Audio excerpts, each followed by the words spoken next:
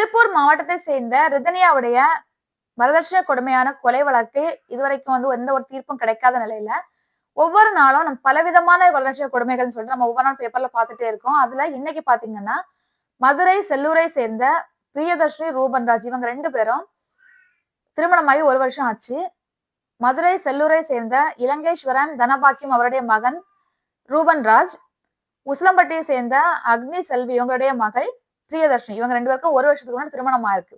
திருமணம் ஆகும்போது மாப்பிள்ளை வீட்டுக்காரங்க வந்து 300 சவரன் நகை போட சொல்லி கேட்டிருக்காங்க. ஆனா பெண் வீட்டார் வந்து 150 சவரன் நகை போட்டிருக்காங்க.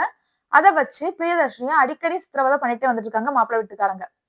பண்ணிட்டு இருக்க நேரத்துல ஒரு கட்டத்துல மே மாசம் கம்ப்ளைண்ட் கொடுத்துருக்காங்க. பெண் வீட்டார் வரதட்சணை கொடுமையா இருக்கு அப்படிங்கிற மாதிரி கொடுத்துட்டு பிரியதர்ஷினி அவங்க அப்பா அம்மா வீட்டுல வந்து வாழ்ந்துட்டு இருக்காங்க.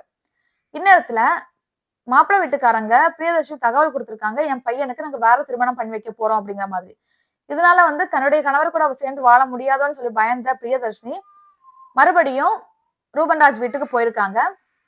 அந்த நேரத்துல மறுபடியும் ஒரு 50 பவுன் நகையும் 10 லட்சம் ரூபாய் பணமா கொண்டதா மட்டும்தான் நீங்க வரணும் அப்படிங்கிற மாதிரி சொல்லியிருக்காங்க. இவங்க இன்ஸ்பெக்டர் முன்னாடி என் புருஷன் கூட என்ன சேர்ந்து வாழ விடுங்க அப்படிங்கிற மாதிரி சொல்லியிருக்காங்க. அதுக்கு வந்து வேற வழியே கிடையாது, நகை கொடுத்தா வாங்க, இல்லைன்னா உங்க நகையெல்லாம் வந்து அடகு வச்சிருக்கு, 6ஆம் தேதி மீட்டு கொடுக்கலாம் அப்படிங்கிற மாதிரி ரூபன்ராஜோட அப்பாவும் அம்மாவும் சொல்லியிருக்காங்க.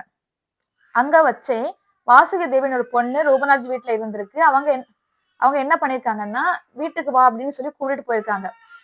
கூட்டிட்டு போனதுக்கு அப்புறமா அங்க போயிட்டு என்ன நடந்துச்சுன்னு தெரியல. அந்த பெண் பிரியதர்ஷினியோட கை வெட்டுப்பட்டிருக்கு, நிறைய மாத்திரைகளை சாப்பிட்டிருக்காங்க. ரமேஷ் அப்படின்னு சொல்லி ஒருத்தர் வந்து இந்த மகளுடைய வாழ்க்கை எப்படி இருக்குன்னு சொல்லி உங்க ஜாதகத்தை போய் பார்க்க போயிருக்காங்க எங்க அப்பா அம்மா. அங்க வந்து கால் பண்ணி சொல்லியிருக்காங்க, இந்த மாதிரி உங்க பொண்ணு கையை வெட்டிட்டு நிறைய மாத்திரை சாப்பிட்டா அப்படின்ட்டு. உடனே அவங்க வந்து வர்றதுக்கு முன்னாடி ஹாஸ்பிட்டல் ராஜாஜி அரசு மருத்துவமனையில சேர்த்திருக்காங்க. சிகிச்சை பலனின்றி பிரியதர்ஷினி உயிரிழந்திருக்காங்க.